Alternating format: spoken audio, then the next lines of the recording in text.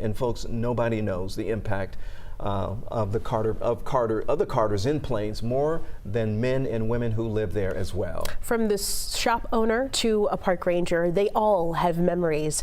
Here's more from Suzanne Lawler.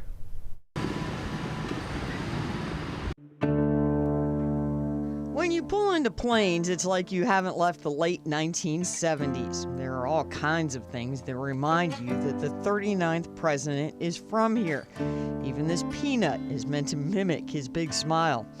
But what you don't see is how President Carter wove himself into the fabric of this town, long before he sat in the White House and long after he came home to Plains in 1981. The voice said, "This is Jimmy Carter. And we wondered if you were going to be home this afternoon." And I thought, oh my gosh, we're just crazy little Vermonters. What do we deserve this for?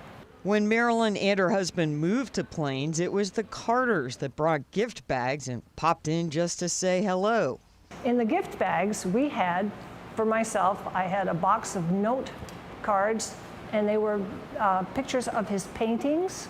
Marilyn volunteers at the Jimmy Carter National Historic Site, which is where he attended school as a child and graduated as a teenager.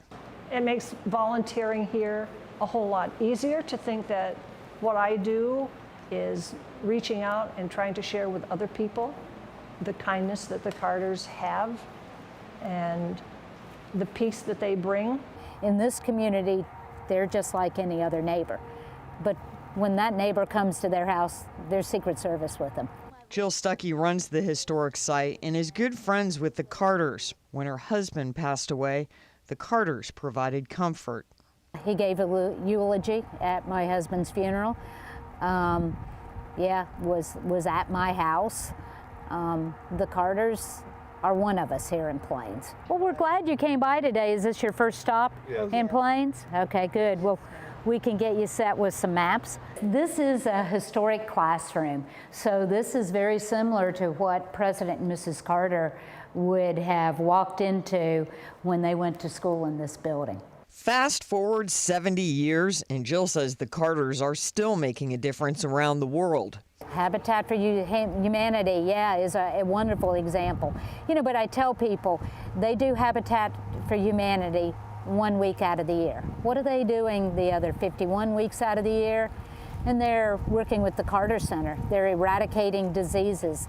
They're trying to promote fair, free elections. All big projects, but Jimmy Carter doesn't lose sight of his hometown and the welfare of the folks who call Plains home. They're always going to be a part of this community.